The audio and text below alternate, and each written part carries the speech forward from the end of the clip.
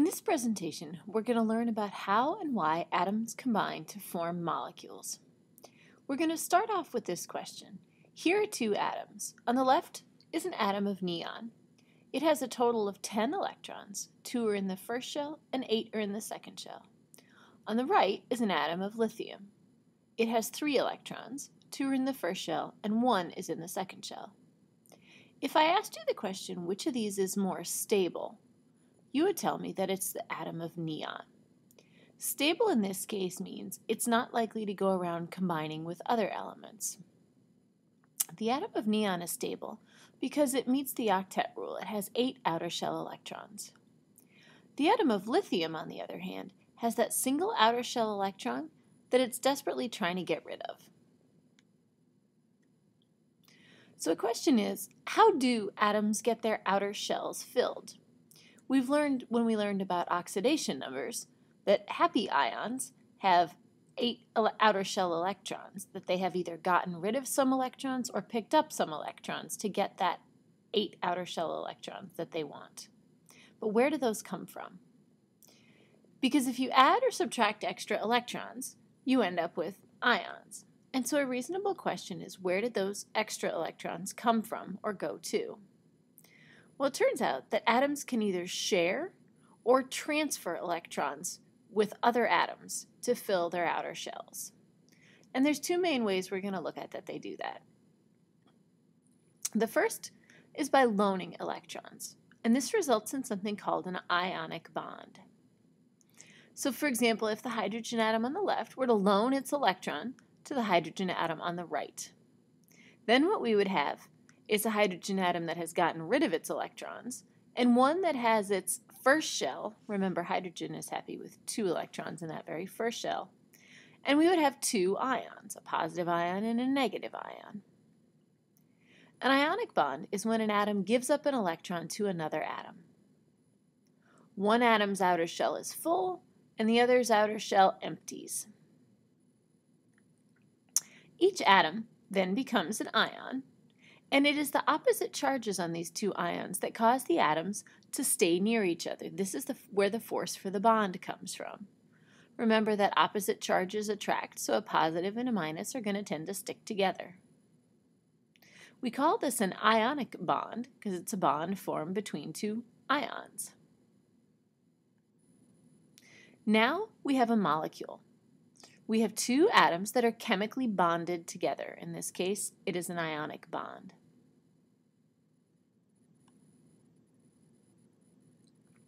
A common ionic bond forms between sodium and chlorine.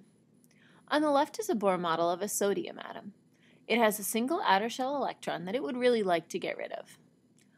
On the right is chlorine. It has 7 outer shell electrons, and it could really use to pick up an extra one. If the sodium atom loans its outer shell electron to the chlorine atom, we end up, instead of 2 atoms, we end up with 2 ions. We have a sodium ion and a chlorine ion. And both of those ions are stable and happy because they both have 8 outer shell electrons. But because the sodium is positively charged and the chlorine is negatively charged, they do tend to stick together. This is how we form salt. Next, we'll look at how we draw Lewis dot structures for these ionic compounds. First, let's remind ourselves how we draw the Lewis structures for the atoms of lithium and fluorine. So lithium has a symbol Li and a single outer shell electron. Fluorine has a single F, and it has 7 outer shell electrons. So those are the atoms. Next, let's look at how we draw the ions. Lithium loses its 1 outer shell electron, so it becomes Li plus 1. It has that positive charge. Fluorine picks up the extra electron, so it has a negative charge. It becomes F negative 1. The compound then, lithium fluoride, that has a single molecule of lithium, a single atom of lithium and a single atom of fluorine, we simply take these 2 ions and we draw them right next to each other. We draw them snuggled up close to each other. That there is the Lewis dot structure for the ionic compound lithium fluoride. If we have more than 2 atoms, for example, this is lithium oxide Li2O, we're simply going to draw all of the ions. In this case, we've shown the O with a 2 negative in the middle and the 2 positive lithiums on the outside. Notice that if I add up the charges here, I have 2 positive charges and 2 negative charges, that they add up to 0. The other way that atoms can get their outer shells filled is by sharing electrons.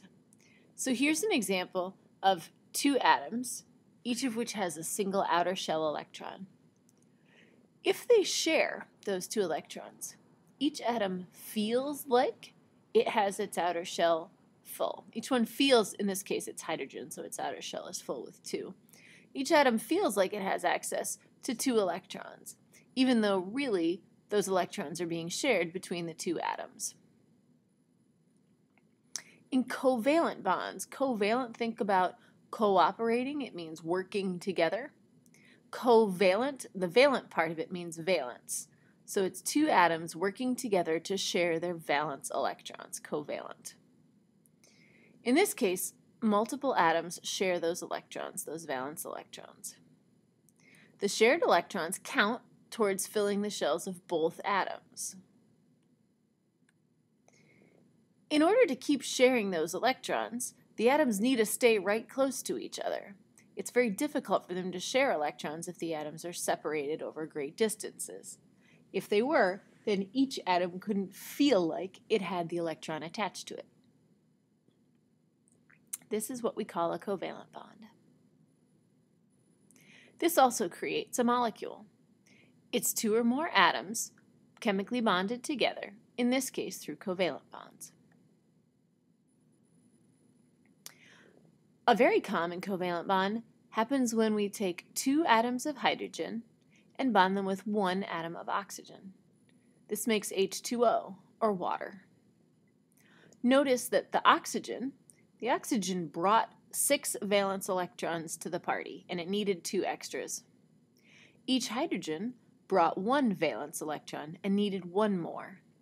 So each hydrogen atom shares an electron with the oxygen, and the oxygen atom shares an electron with each of the 2 hydrogen atoms.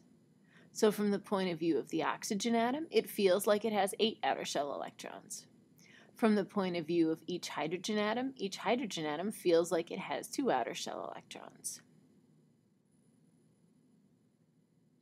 To draw the Lewis dot structures for covalent compounds, we start off by drawing the Lewis structures for the individual atoms. So here's hydrogen and fluorine. All we have to do then is fit these together like the pieces of a puzzle.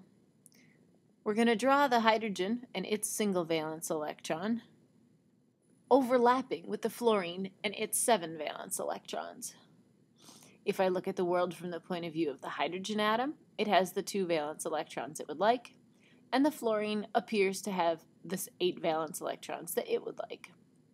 This is the reason that I had suggested to you earlier, when you draw the dots around the symbol during a Lewis dot diagram, that you space them evenly out around the central symbol for the element. Let's look at some more complex structures for covalent compounds.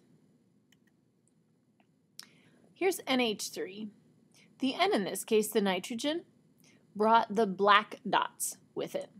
It has a total of 5 valence electrons, and it bonds with 3 hydrogen atoms. Each hydrogen atom shares 1 of its valence electrons, so the nitrogen feels like it has access to 8 valence electrons.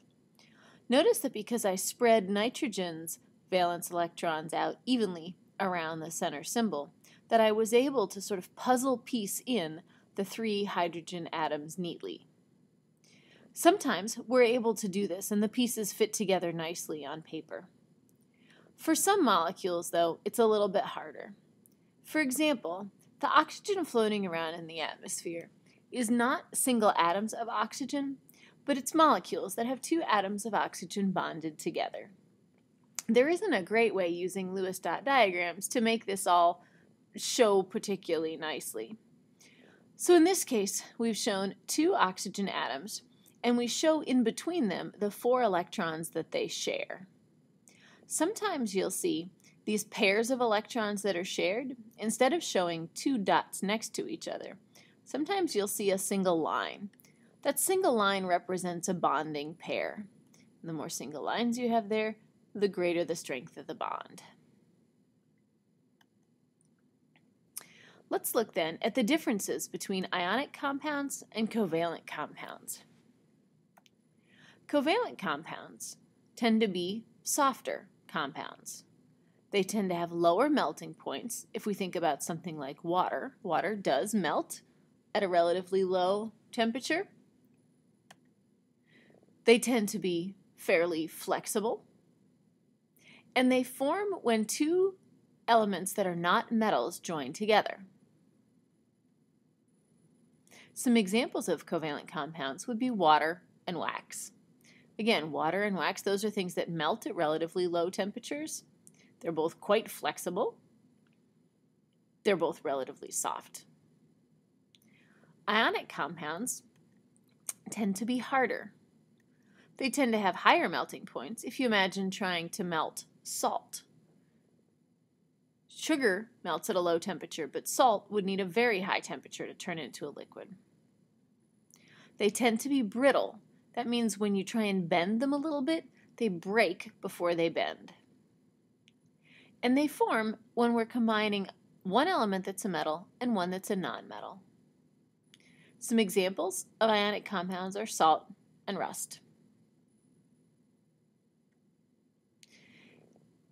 If I asked you to predict whether 2 elements that join together would form an ionic bond or a covalent bond, here's what you would need to do.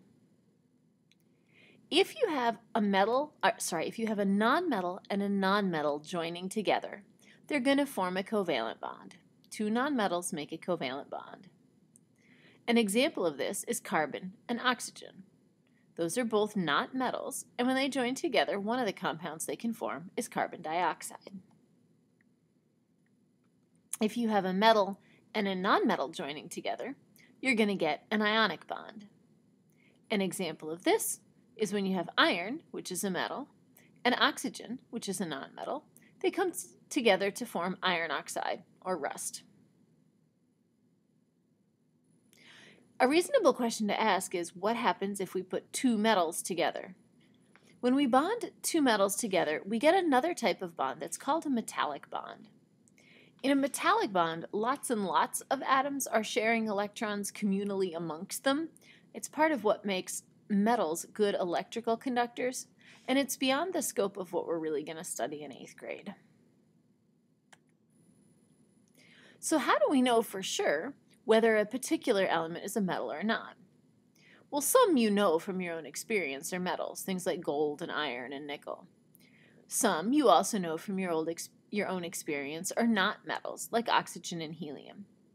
But what if I gave you some elements that you're not as familiar with, like beryllium or tungsten or silicon? How would you determine whether they would form ionic compounds or covalent compounds when they bond with other things? Well, you'd need to know whether they're metals or not. In order to do that, we're going to use a dividing line on the periodic table. The periodic table is divided into a large section of elements that are metals and a relatively smaller section that are not metals. There's a dividing line, some folks will call it the stair-step line, that divides these 2 areas of the periodic table. If you look at your own periodic table, you'll see that that stair-step line has been drawn in for you. If you look at the items underneath the metals line, this is the stuff that's shaded over in blue here, you can find the familiar metals that you know about. Silver, iron, tin, aluminum, those are all within the metals region. If you look in the nonmetals region, shown here with a yellow shading over it, you'll find things that you know are not metals, things like oxygen and helium. On your periodic tables, we don't have this shading present, but the stair-step line is there, and there is a label above the middle section that says metals, and above the right-hand section that says nonmetals. So this information is available to you on your periodic table. So if I were to ask you, what type of bond would magnesium and oxygen form? You would notice that magnesium, with its atomic number of 12, is a metal because it's underneath the metals line. Oxygen, with its atomic number of 8, is a nonmetal. It's above that metals line. So we have a metal and a nonmetal bonding together.